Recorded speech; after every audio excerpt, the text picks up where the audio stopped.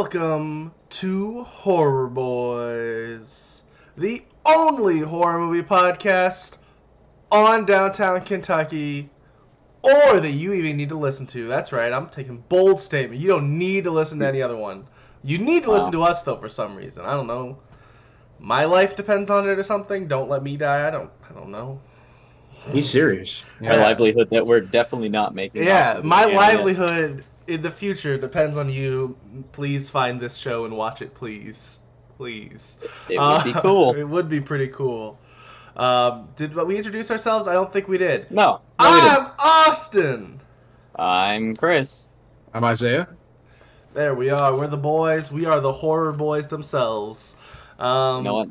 Now that we've said it, I feel like we have introduced ourselves, but we might have done it that twice. might just be in my short-term memory. Peek behind the curtain for y'all. I overslept to this recording, so let's jump right into this movie.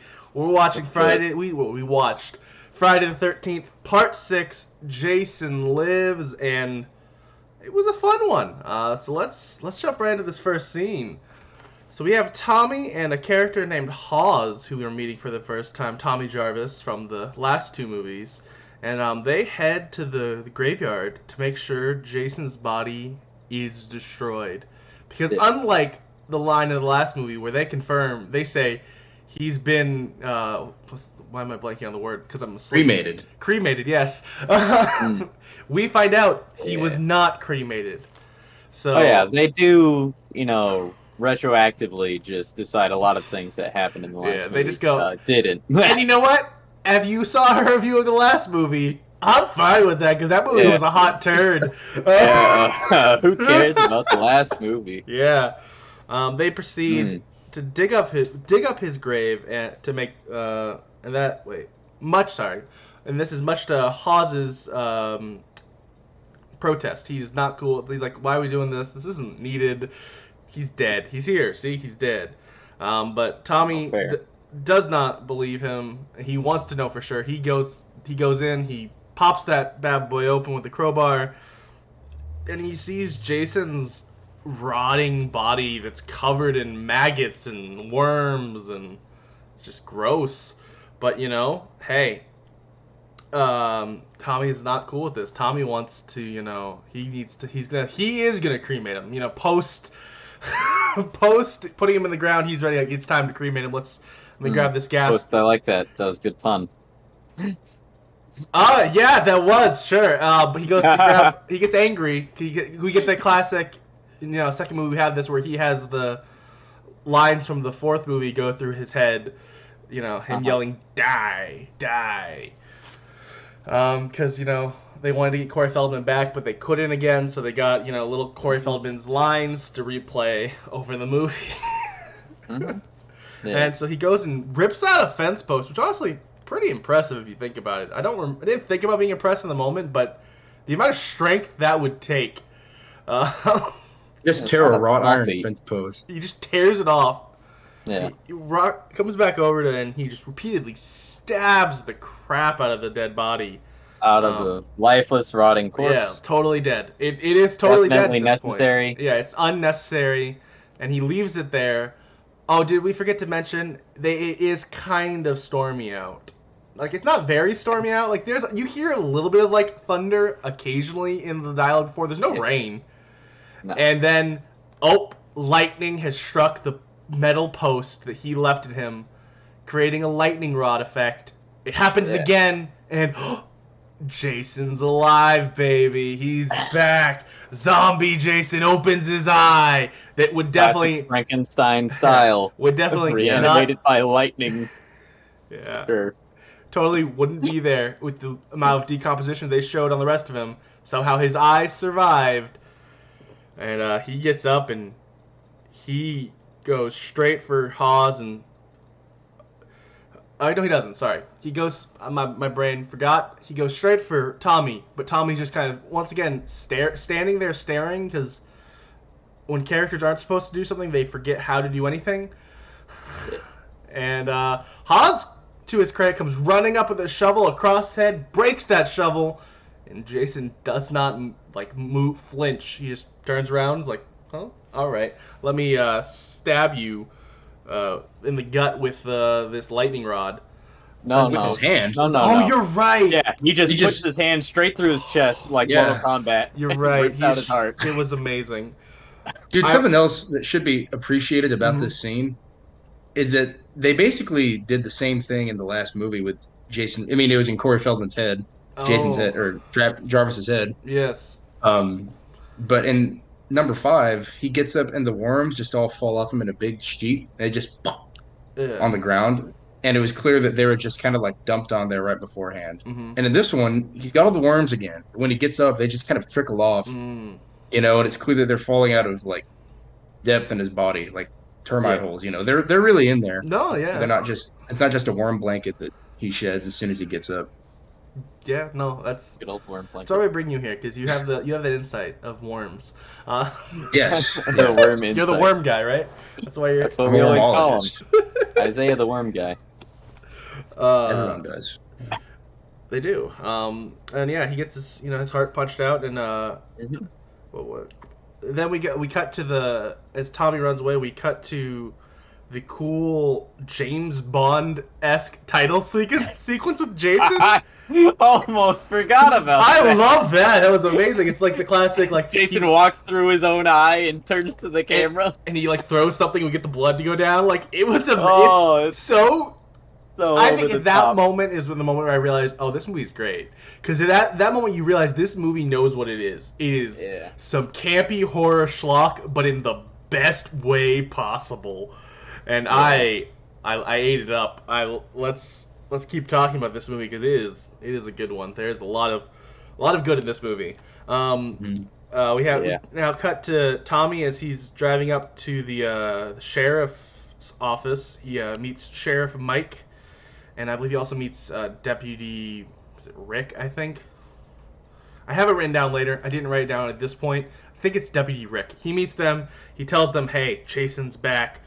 And they basically are like, you're crazy. Jason never even existed. And we also, at this point, find out that he is in Crystal Lake right now. It is just now known as Forest Green. For this thing that doesn't exist, they changed the name to try to get away from the reputation of it. Yeah. Just a legend that, Also, we're going to change the name of the whole town because of... Yeah. A legend that happened, like, maybe 5 years ago in story, 2 years ago in real life, but maybe 6, 7, like... Because I think Tommy's supposed to... It's not some old wives' tale. Yeah, Tommy's supposed to be, like, maybe 12, and now he's maybe 19, 20 at the oldest. Yeah, at the oldest. Yeah, so like, it hasn't been long, but now everyone's like, I don't know. Like you hear, there's a lot of character references like a legend or don't believe it at all. It's like, and they live in the town it happened. It's not like this is like a town or two over, and then they're like explaining, oh, they don't really believe it happened. No, these are all people who live in Forest Green, which must have changed its name like 5 years ago at most. Like, and they'll go at most, I don't know. Whatever. And we've also been told by the movies time and time again that there is extensive newspaper evidence of all the Jason killings. Yeah. That is, which has been like a key part of 2 or 3 movies. That is such a good point. And there is knowledge of this. This happened. Everyone knows it happened, but not this movie because they got to reset that every movie so you can have everyone be skeptical of it. Yeah. Which is, I guess, fair. But now we cut to some random new characters we're meeting.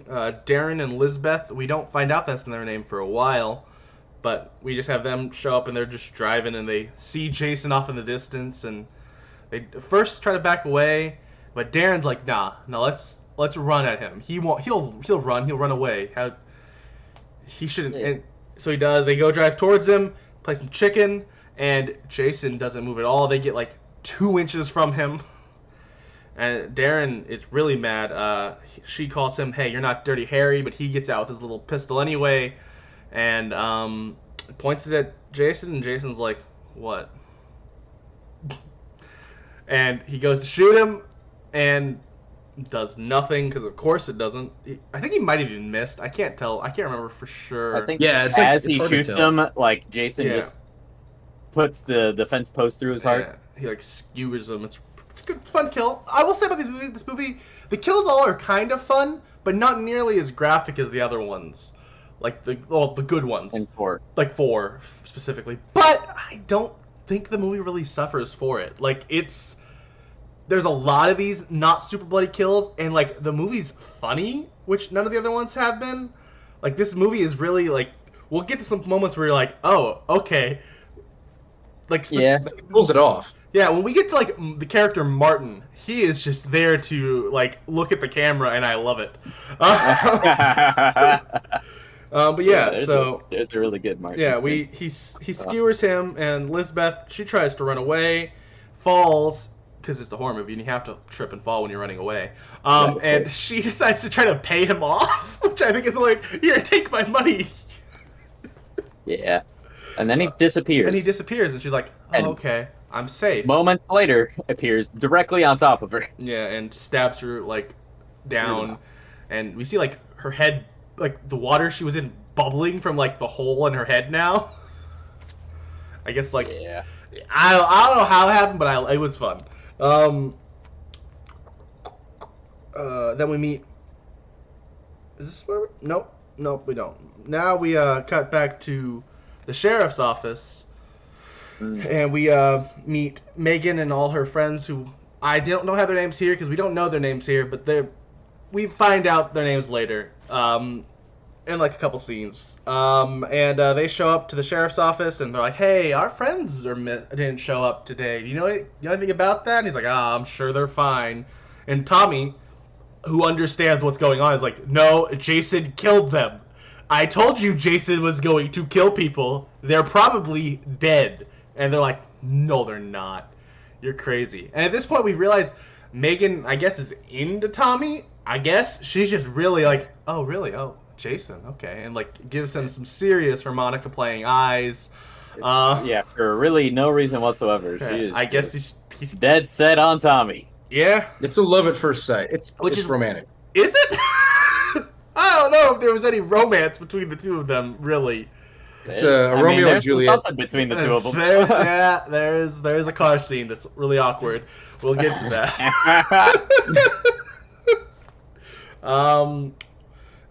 Sheriff Mike doesn't like that his daughter was obviously infatuated with him, so he's like, hey, I'm going to escort you out of town. I don't like you here. You're definitely dangerous. And then we cut to Martin for the first time, who is this old kook who is, filling. I guess he works. He's like the grave. He's like the Undertaker. He is the groundskeeper. Yeah, the groundskeeper. Yeah, and he starts trying to refill this grave, complaining about it, and he gives this great line that says, "Picking up Jason, and not even putting the foot back in, right?" Yeah. Oh, wait, no, that's later. I don't remember. It is the later. Yeah, and then he goes. Are you talking about his theatrical aside to the camera? He looks straight at the camera and goes, and delivers that line. Some people have a weird taste in entertainment. It's such a peanut gallery theater moment, but it's so good. Yes, I'm like, oh, I do have a weird taste in entertainment for liking this movie. You're right. Like, you got me, movie. Roasted. Yeah, and then we cut back to, we meet some of the other characters. We re-meet them. We already met them a scene or two ago, but we're getting to know the camp counselors. We still, I don't think, learn any of their names in this scene. Like, eventually we find out it's Court, which is the dude, which is a weird name for a dude, but whatever. We got Court, we got Paula and Sissy, I believe, are the other counselors that we meet with Megan, who are just kind of having a little conversation about how, oh, what about if Jason is real, kind of a conversation. And then the kids show up. This is the first movie where there's kids at camp. Dude, that is a huge variable. As soon as that bus rolled up, I'm like, what? Yeah. They're here? Are kids about to die? Yeah, yes. Spoiler, no, because apparently Jason also doesn't end up killing children. I think he would have. There's definitely points where, he looks like he was probably going to. He just doesn't have the right opportunity to ever kill children. And he does. But and unlike, boy howdy, does he come close a few times. And I feel I feel like with the other characters, he had a passion to make sure they died. I feel like he was more like, I guess I'll get to the kids. Oh wait, there's some cops here. I guess I'll kill them. I'd rather kill them. I'd rather not kill the children. But that's a little bit later in the movie. And then we meet some throwaway characters. We meet Stan and Larry, who are playing paintball with their it's like their company paintball trip. This whole entire scene is pretty much just there to set up Jason getting his machete and also like a tool belt of murder. Pretty much, yeah. Yeah, they're playing. Jason's just kind of watching them as they walk through playing paintball, complaining about how, I'm sure so and so is already out already. And then we cut to the next scene where there's this girl with them, who she never gets a name. But we at this point find out that all of these executives are all sexist and hate that she's there. They're just like identical. Yeah, they're like, oh, dang, women being on this, I can't believe we'd let her come. Because she was better than them. And yeah, she was destroying everyone. Yeah, then one of them gets, impaled on a tree, kind of, and leaves his bloody smiley face on the tree after. And it's just like, alright, okay, alright, bloody smiley face. I see where we're going with this. Alright, I'm fine. That was a random unnamed exec who was just also mad about her being there. He was angry and hacking stuff with his machete. Yeah. This is the guy who drops his machete and his presumable random murder tool belt. And then we cut to another exec who we do find out his name. His name is Roy. He's definitely weird, and he just bumbles around for a little while, and then he loses his gun, and then we cut back to Jason as he drops out of the tree and gets Stan, Larry, and the woman's heads just chopped off. Just whoosh, chops off their heads. Or at least that's what it looks like. I can't tell if it was supposed to chop. He kills the woman with the other two guys. I think the other two guys are kind of act like as a meat shield because they're in front of the lady. Because there is a shot of the lady standing behind them. I swear they all three fell down. We never see that woman again. We never see the woman again. We see Roy. Presumably, she is killed off camera. No, Roy is right behind them. It's in that same exact scene. Roy watched this happen. I am 99% sure the woman dies in this scene. I am 99% sure she does not, because she is literally standing 10 feet away from the other two guys who get their heads lopped off. She was standing right behind them. And then, no, I know she was, and I was like, oh, surely they're all three gonna die. And then in the next shot, after he cuts off their heads, she's way, way far away. That's Roy. And then it cuts to Roy, who shoots him with a paintball, which we find out was a mistake, because then he immediately chases after Roy. That does happen, but I could be wrong, and there's no way to prove it right now, but I'm 99% sure she gets killed there. You see Roy in the distance, then they cut to Roy, he shoots her. But there's no way to find this, because we don't have time to go looking for the movie right now. We will just agree to disagree, because it really doesn't matter. Because even if she doesn't die here, we never see her again, so who cares where she dies? True. So then Roy shoots Jason with a paintball, and he runs off, though, at this point. He actually escapes for a little bit, for a scene. Actually, I don't think he does. We just never see him again, and then he's dead. I think we might see his head later. I think his head rolled... Yeah. We don't see Roy die here, but it's implied that Roy dies here. You see him running off, and you're like, oh, okay, we're going to get to see Roy's death scene later. No, you don't get to see that. It's not important. Which, to be fair, it isn't, because Roy isn't important. None of those execs were important. No. They were this movie's new group of... there for the machete. Yes. They were the banana eaters of this movie. They were very much... Yeah. Or, that's a good example. And then we go tomato squeezers. Yeah. And then we have Tommy and the cops are getting in a chase as Tommy is not following their instructions, and as Tommy is leading them to Jason's now reburied grave. Oh no. And they have a whole discussion about how it's buried, and they're really disappointed, and then he yells at Martin unbury it, check it. And Martin's like, I'm not going to do that. And he asks no one, because he's already been taken off, does he think I'm a fart head? And then we immediately cut back to kids yelling, yeah! Also, I would like to make a formal apology. I was wrong. I looked up the scene, and all three do get their heads lopped off. It is Roy standing in the distance. I know. Well, I'll accept your apology. Very noble of you. I forgive you. I made sure to do my research. I just thought it didn't matter. I could have been like, I'll prove you wrong. I had to know. Yeah, and that's fair. But yeah, so we find out we have the girls. The girls talk for a little bit, and they talk about how that Court is out teaching the boys Boy Scouting, and then we cut to that, geez. And it's just such a weird scene. Like, I didn't write a lot of notes about this scene, but he's just kind of like, yeah, then your mom follows you, and these rocks show where your dad is. Like, what is he talking about? He obviously. And then after you find the rocks, you destroy the pile so that your mom can't find you while you're looking for your dad. Yeah, because they got in a fight, or so. It's like nonsensical, but it's all right. Really bizarre. Yeah. That's it. And then we cut to nighttime, and we have Martin is stumbling around drunk, singing to his bottle. Yeah, he is. And at this point, we meet two random people, because when in doubt, we need to meet random people. We meet Steven and Enid, sorry. Annette, even. That's what I can't remember what I wrote here. Here's the thing, I have horrible spelling, so I just guessed how to spell this name, and I was like, I don't know what that's supposed to be. Yeah, so Annette, even. We meet them, and they're having a situation. She wants to. He's like, I don't know why I even came out here. You don't like. I don't want to play harmonica. And I came out here to get engaged to you, and all you want is harmonica playing. I'm just not in the mood. I'm sore. I'm tired. I'm not gonna play harmonica with you right now.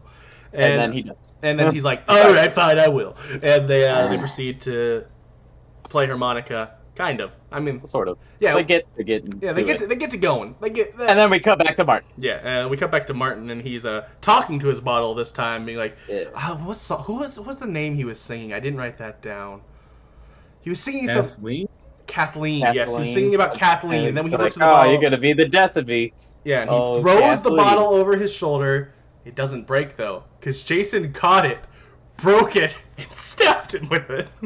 In the neck, and then the blood pools out of the bottle's mouth. Yeah, it's pretty good. It was really fun. But Steven, who we just met, he hears this and he goes kind of looking for it, see what happened, finds Jason, leads him back to Annette, because apparently he's like, if I'm gonna die to this crazy guy, she has to also. Oh no, they just gotta get out of there. Oh, maybe that. You don't know that Jason's got crazy supernatural powers. To be fair, why would they? And he stabs both of them, and we cut back to some sleeping children, and we find out. Oh, wait, no, and then we cut after that to Sissy, who is teaching Paula this complicated game called Camp Blood with cards. That's like, so Jason is the Joker, and then the counselors are these characters, and then you put all 16 and you shuffle them up and put them into cabins, and I'm like, what am I supposed to follow this scene? Probably not. And it's just then not at all, because it is never played. Not important. No. Then we hear a kid screaming. Oh no, Jason's at camp. No, he's not. This little girl, she just had a little nightmare, and she's, I believe this is the point where, is it Paula? Is that later? Where Paula gives her, but is it later or now where Paula gives her the little, I don't know, there's some point where I don't advice? The advice about how, the next time you're scared, just, close your eyes and say a prayer. That's what I did when I was little. She does give that advice, and it doesn't come into play until later. It doesn't come play, okay. But it is definitely foreshadowing. Yeah, it is definitely foreshadowing. And now we cut back to Court and Nikki as they're playing fully clothed harmonica in a Winnebago. Just some rock music. Yeah, because this movie, which I don't have a problem with that, but this movie said, nah, no boobs. No nudity in this movie. We decided we don't need it. And it's like, and here's the thing, it doesn't need it. Like, it's fun, I don't think it matters, but this movie definitely went, no, we're not doing that this time. You don't need it. It's totally ridiculous and over the top in every way. In comparison to 5, which was like nothing but nudity. Yeah. Probably a good 30% nudity. It wasn't that much, but it was way too much. It probably was like actually 5%, which is insane if you think about a movie having that much nudity. Like, there was a lot of nudity in the last movie, and this one went none. And you know what? Good for them. So then Jason, he pulls the power, and Court, he does the classic horror move. Power. He like pulls the plug. We see him do that, and then we learn that he like chops it. Yeah. For good measure. Yeah. When in doubt, chop. And Court goes to turn on the lights, and Nikki goes to follow him, and they just find out the power's gone, and they're like, oh, okay. You expect that to be where they die, because the old trope of going to turn the power back on normally immediately leads to your death, but it didn't. They get back in their Winnebago, and they start driving off, and Court is driving kind of recklessly, and Nikki keeps stumbling over, and she eventually flip back onto her head on the bed. Like, she's safe, but it was just like really like dramatic, the amount of jostling she was getting from his driving. Apparently very reckless on the Winnebago. Or maybe she's drunk. Who knows? I mean, she was sleeping with Court. I mean, her playing harmonica with Court. Yeah, there was no sleeping involved. That's true. Only harmonica. And then at this point, she kind of starts like, I'm gonna start driving. She's gonna start walking towards him, and Jason pops out of the bathroom. Surprise! And pulls her in and struggles with her for a really long time, so we can have this pushing her face through the wall of the bathroom, leaving a very defined imprint. Molded scream. Yeah.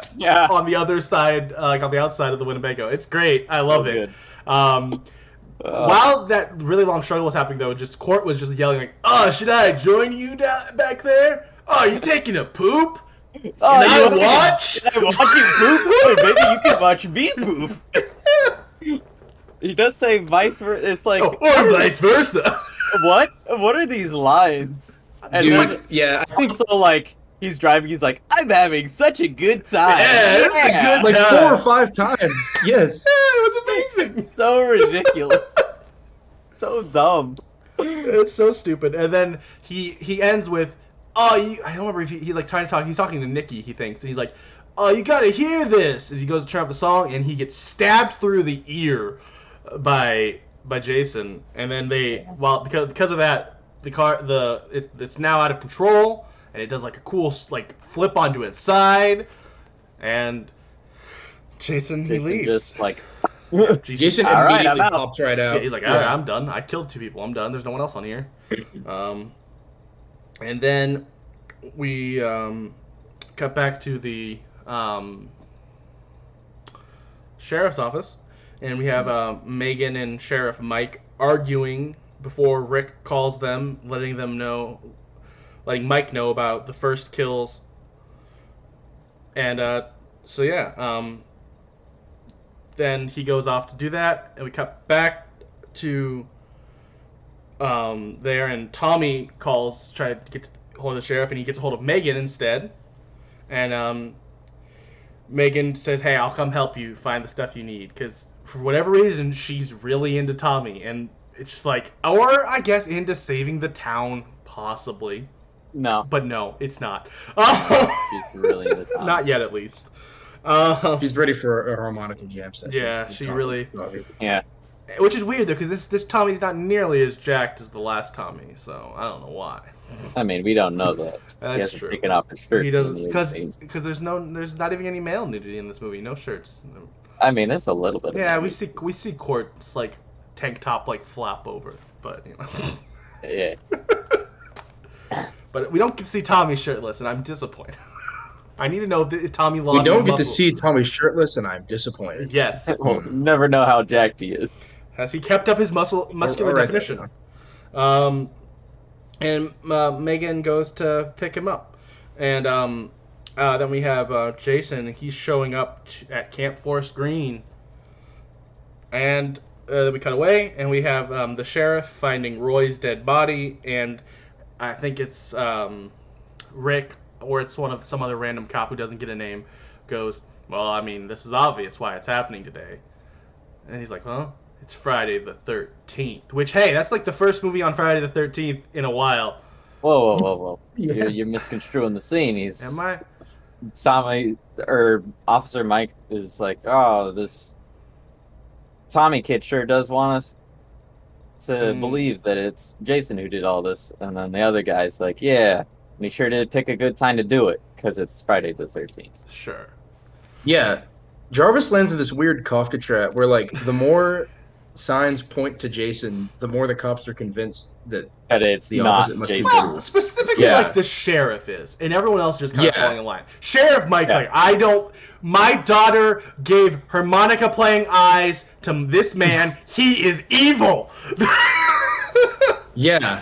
It's like a He weird is a reverse murderer. Ahab scenario where, like, he is obsessed with avoiding his prey instead of chasing it.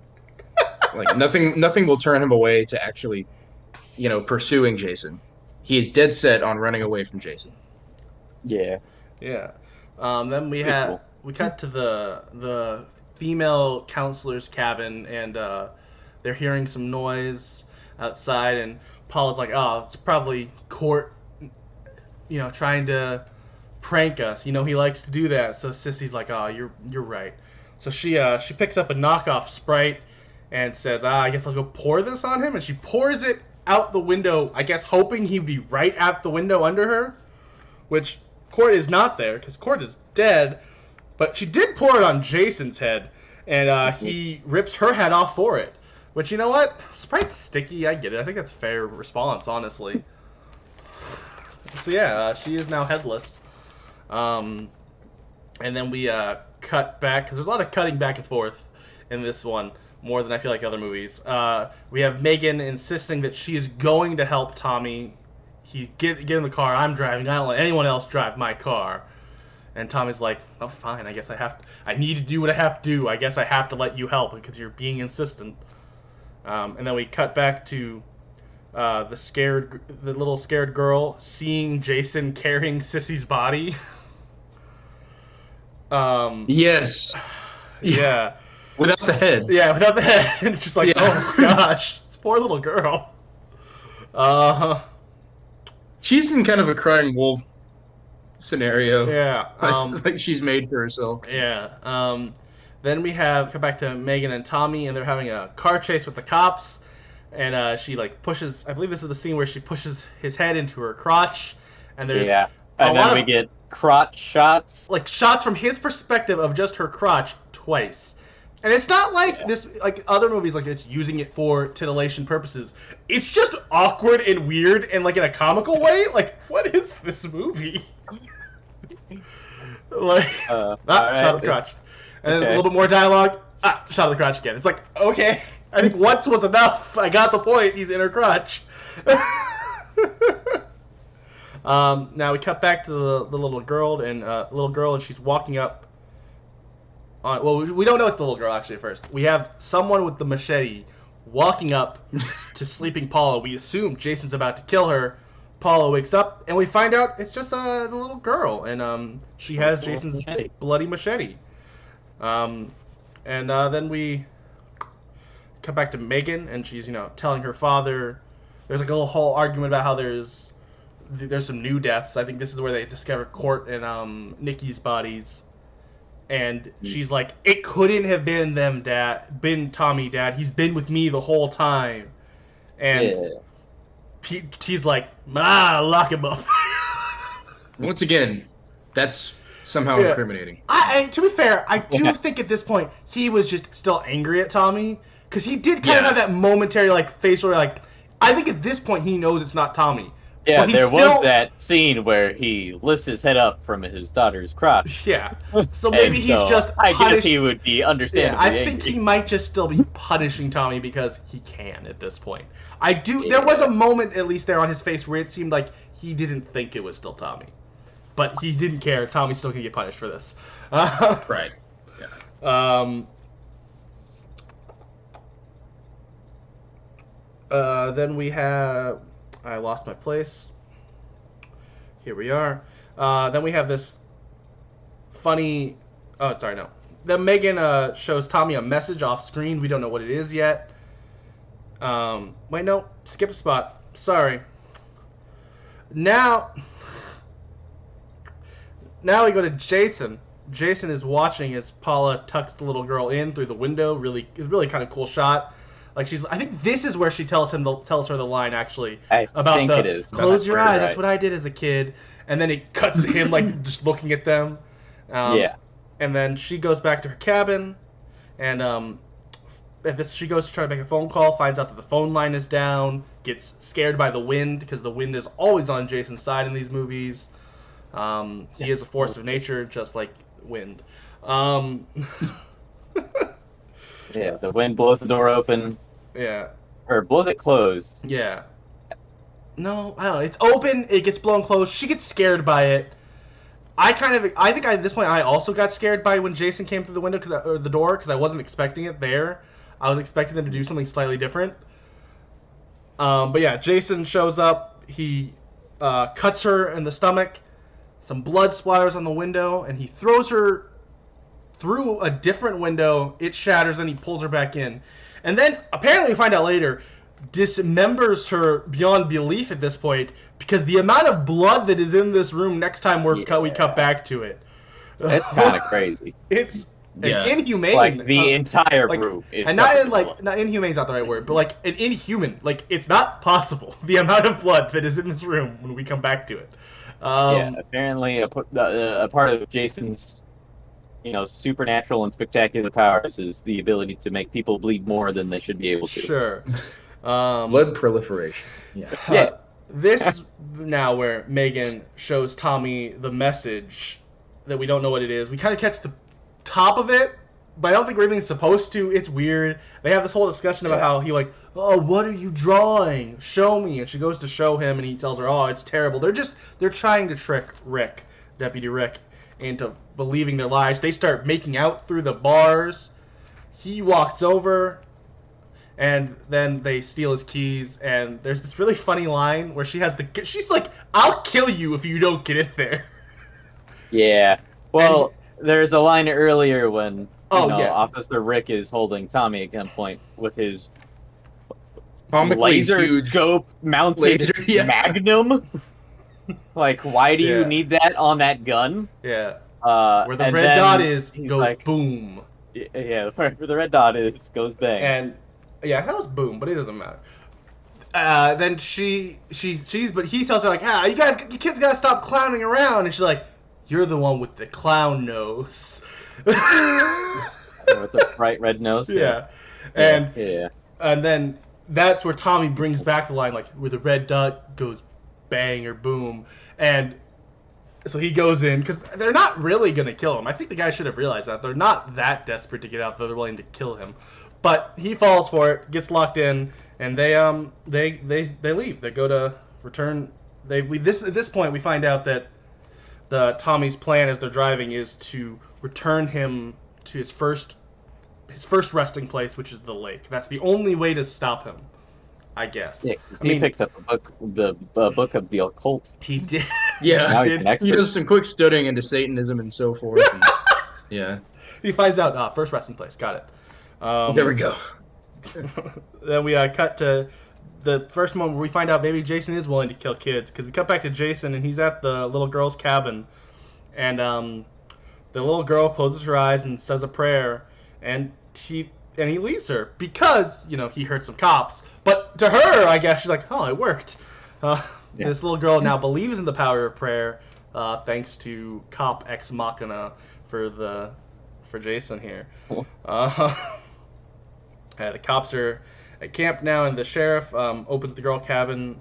No, like the female counselor's cabin to a comical amount of blood is what I wrote here, because it is just the whole room is tubs red. And tubs. Like, it's so unrealistic, but it got me. I was like, okay, there's another moment where I was like, oh, this movie's great. This is stupid. I love it. Then we have a random cop. He goes to the lake and he gets a throwing knife in the head from Jason. Yeah, he throws his ninja knife from his murder belt. Yeah. Stabs him directly in the eye. Of course. Falls into the boat.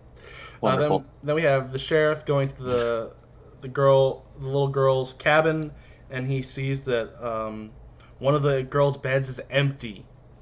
Then we cut to another unnamed cop who actually, he looks like he's like stalking something. He's like, oh no, he's about to get killed by Jason. And no, he actually finds the little girl before then getting his head squished by Jason. And the little girl runs off. She stumbles into the sheriff, and he takes her and past the boys' cabin. Is like, all right, all of you, come on, you're going to the girls' cabin, which is fair, putting them all in one place so he can, I guess, watch them better. I don't know what his plan was, because he eventually leaves to go kill Jason after he doesn't Megan. just tell all of them to get under the bed. Well, he does that after, isn't he? Does that after? No, you're right. That is, he tells them to get under the bed and you'll be fine here, which I guess. Yeah. Jason's never looked under a bed before. We know this for a fact. As long as you don't pee because of a rat, you'll be fine.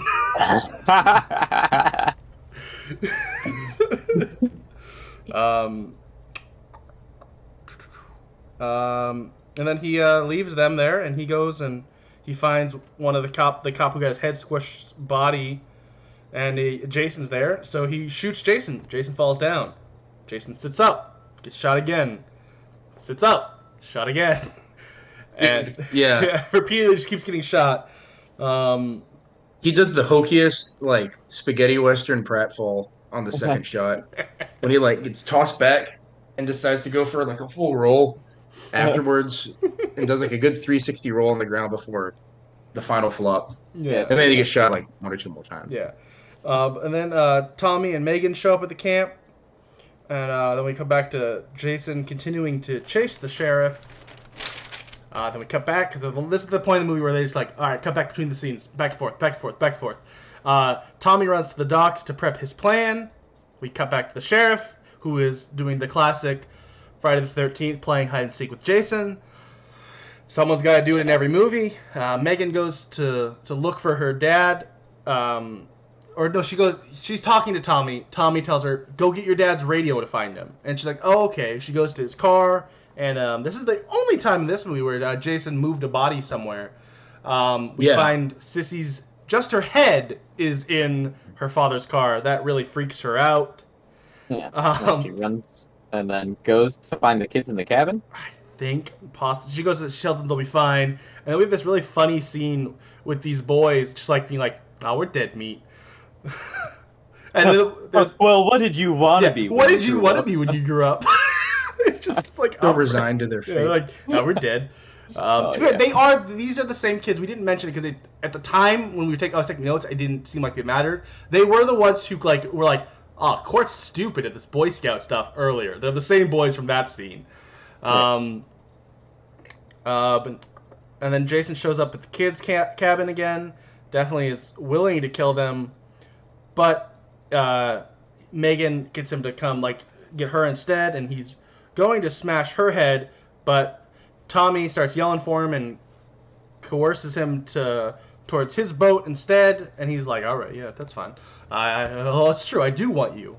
You're right, my bad. You were the one who killed me. Oh, you killed me! Then you brought me back, and didn't let me kill you. What the heck? So he goes off towards him. He starts walking in the water, and he eventually disappears into the lake. And Tommy, I guess for the sake of trying to force him out of the water, but realistically just so we can have a really cool set piece, Tommy pours gasoline around the boat in a circle to make a burning ring of fire. Yeah. And at this point, big Johnny Cash fan. Yeah, he is a big Johnny Cash fan. And then Jason pulls Jason from the first movie, and he jumps out of the water from behind and grabs Tommy. But he doesn't pull him into the water. He just kind of pulls him down onto the boat, and they kind of tussle for a while. And eventually Tommy gets the upper hand, knocks him off. And he's kind of looking around, oh no, where's Jason? And then Jason pops up again, and he breaks the boat. And during this breaking of the boat, Tommy's able to, I guess, get the chain around his head. Because we forgot to mention that his plan was to keep him under there was he had this chain on this rock. This giant rock, totally old mobster style to keep him under. Sleeping with the fishes. So he gets it around his head. They start sinking down, but Jason, Tommy didn't get away here. Jason starts choking him, and underwater. Yeah, he's choking him under the water because Jason doesn't need to breathe. He's Jason. He is undead. He is a zombie at this point. Does not care, and so Tommy. It seems Tommy's been choked out here, and he floats up to the top, presumably dead. But Megan is just, I guess, so distraught over this, or hopes he isn't dead. Chases after him here. Super in love with him. She is super in love with the idea of being with him for some reason. Because she hasn't really had a relationship with him, really. So no. She goes off into the water to, I guess, try to save him, even though he looks dead.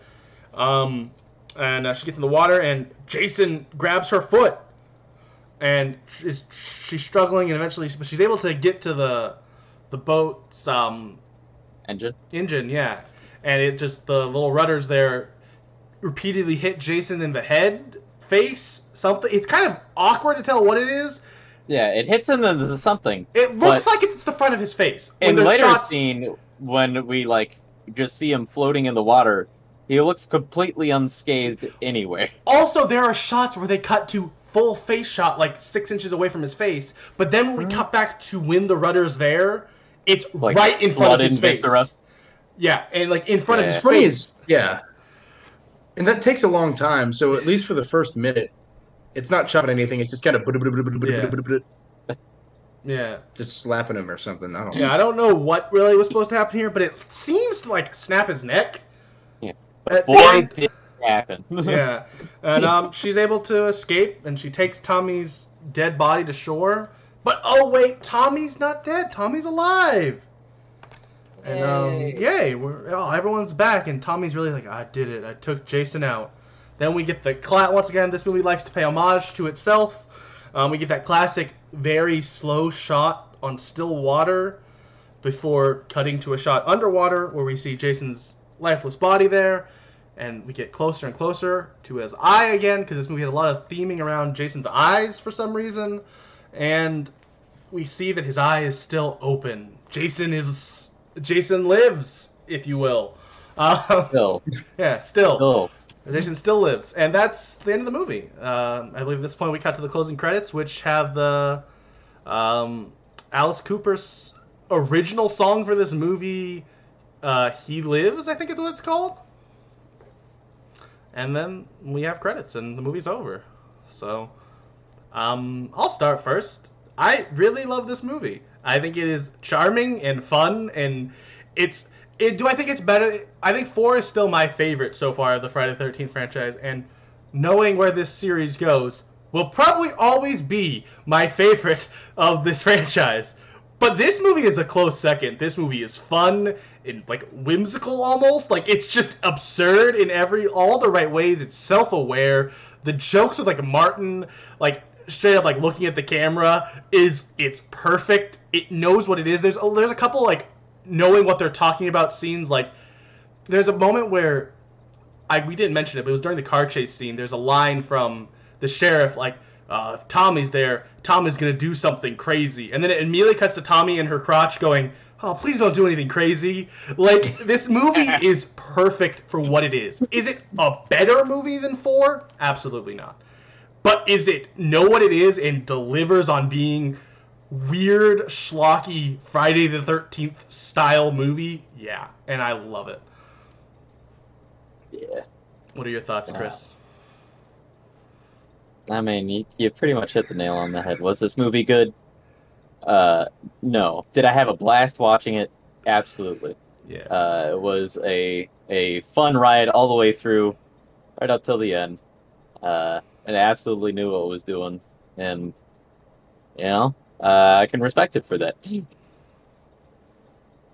I did overall enjoy the movie, if that wasn't abundantly clear. Yeah. Especially after that last one. Oh.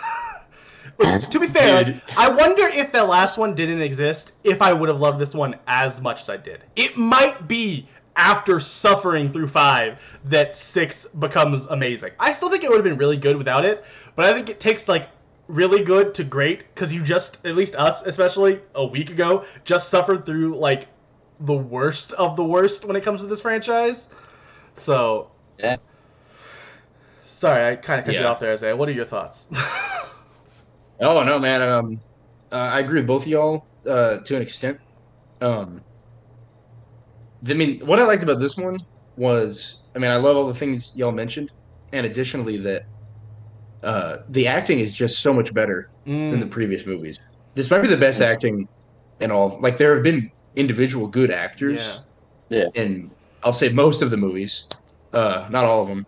And this one, they all, I don't know if one like stood out as great like they have in some others. There's one that stands out as not so great in comparison. She's a little girl. Let her be, Chris. No. I was gonna say Court. Oh, okay. I didn't remember you. Dude, yeah, that's fair. Are you thinking like over the top? Yes. Yeah. And it does kind of add to the absurdity of the entire movie, especially with the.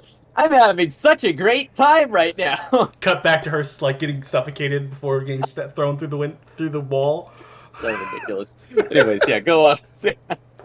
Dude, that scene, I think, was the only part of that movie, the only acting in that movie that reminded me almost like a vestige of the previous movies where everything is so awkward and unnatural.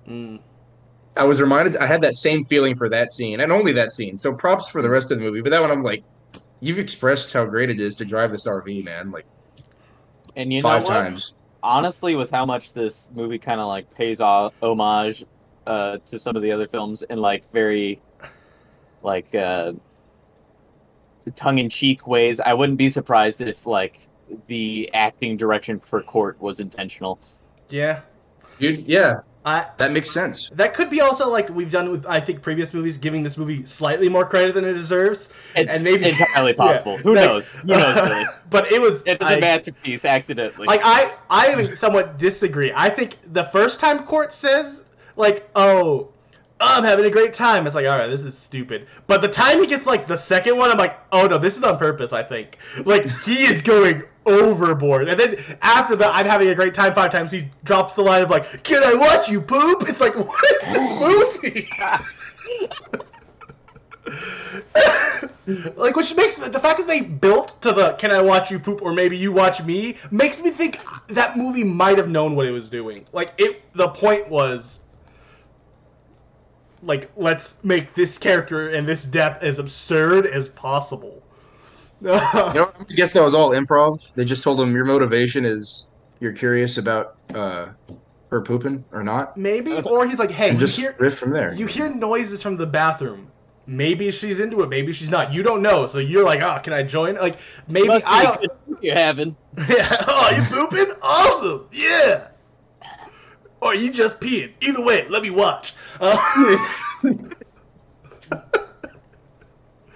But yeah.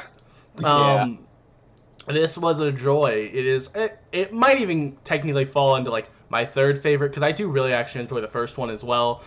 But man, is this not 2, 3, or 5? Dude, the last thing I expected was for this series to hit its stride at number 6. To be fair, I don't think it does. I think it has a peak at number 6. I don't know if it hits its stride. From what I understand about later movies, like next week when we watch Friday the 13th, Part 7, The New Blood. Like, I don't remember hearing great things about that one. I don't remember hearing as bad of things as 5, but we'll have to find out next week how that movie is. Will it be good? Probably not as good as this one, that's for sure. But hey, or maybe Isaiah is right and it has finally hit its stride, and the next 4 movies are going to be art house films. Yeah. You're probably not. We'll find out next week. Well, bye. Goodbye. See y'all later.